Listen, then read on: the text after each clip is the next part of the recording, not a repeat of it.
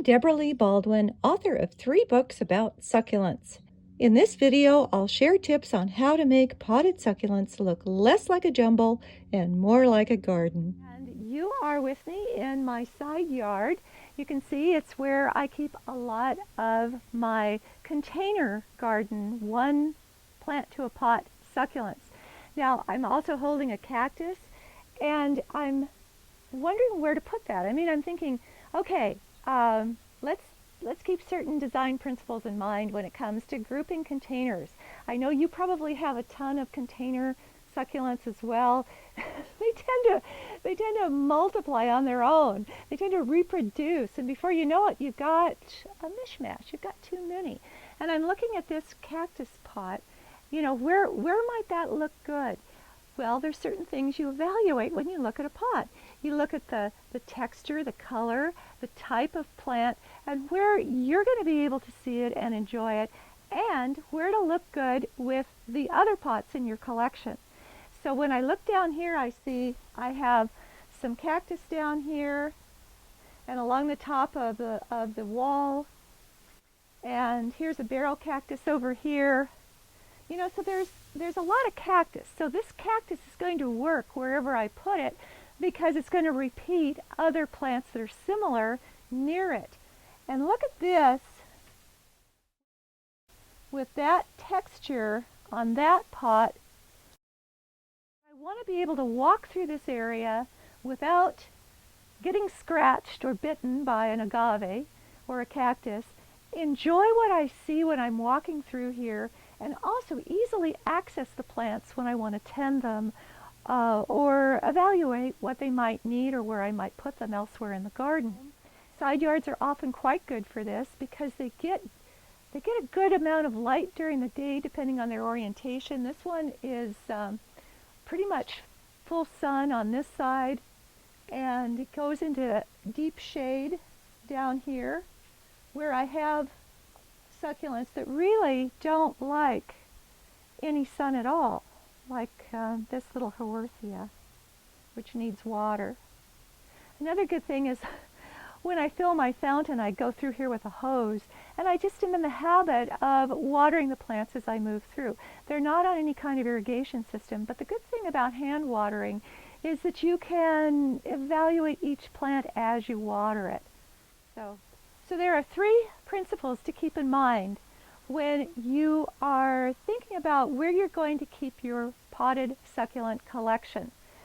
One is to go high if you can, because height gives you more space, and it's also nice for when you're actually going to want to tend or groom the plants.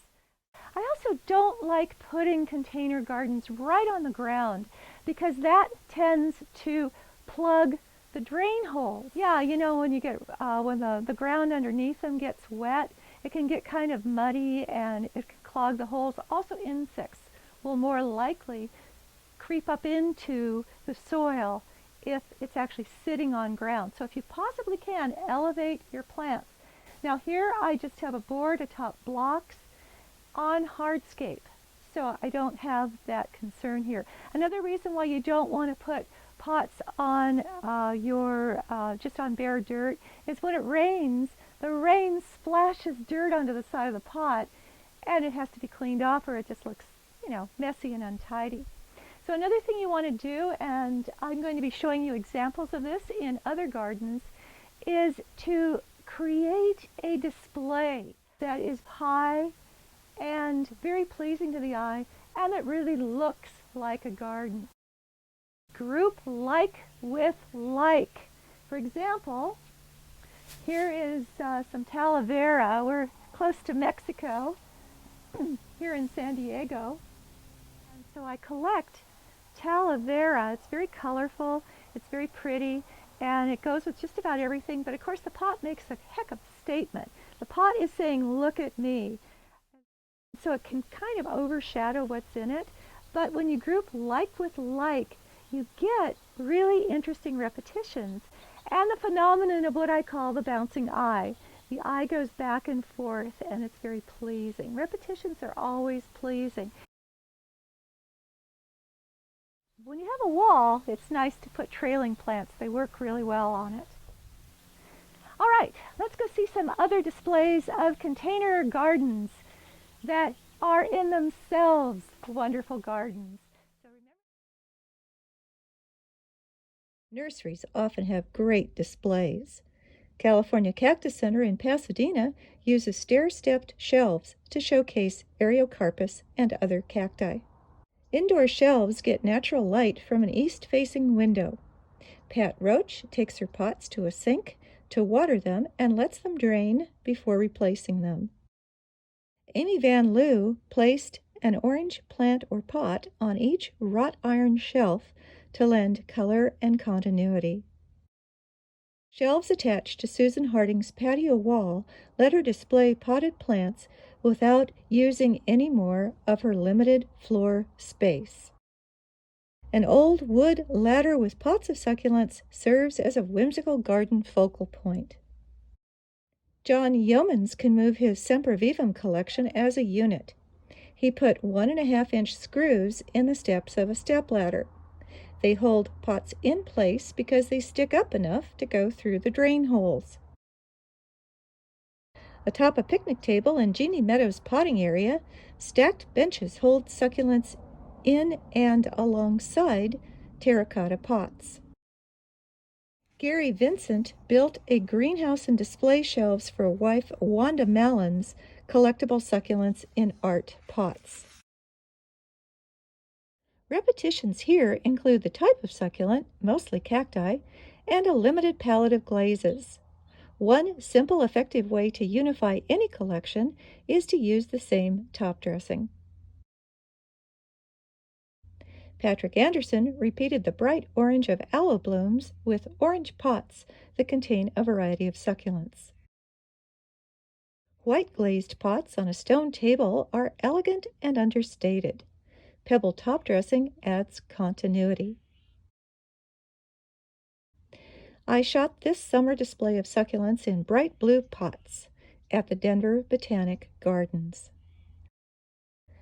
These line a walkway at the home of Hannah and Howard Jarson. The pots, which sit atop gravel, contrast with rose-colored walls. Notice how pots contain similar agaves. Large terracotta pots create poolside groupings that are in scale with the area.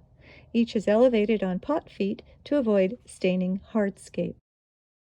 My own windowsill succulents are in similar pots of different colors. Be sure to see the how-to video. Keep high, medium, and low in mind when grouping plants to create a display. These are a focal point on Jim Gardner's patio. A red flowering kalanchoe and a yellow-striped sunburst aeonium repeat wall and pot colors alongside Patrick Anderson's front door. Kalanchoe beharensis adds height. Jim Bishop used pots to create a garden along a patio wall. Pots and plants repeat colors from the tile mural. Mary Rodriguez's collection of succulents in terracotta pots echoes curved shapes found elsewhere in the landscape. And you thought you had a lot of potted succulents. Pat Armanino arranged these so she can access them from her wheelchair. Go to my site to learn more about Pat's wonderful Bay Area garden in containers large and small. Jeannie Meadow groups one-of-a-kind artist-designed pots atop a coffee table where they and the succulents in them can be seen up close. So remember the 3 design principles that I want you to take away from this. Go high if you can for practical reasons and also aesthetic. Group like with like so the eye bounces. And create a display so that what you're looking at is pleasing in its entirety. You have a unified whole.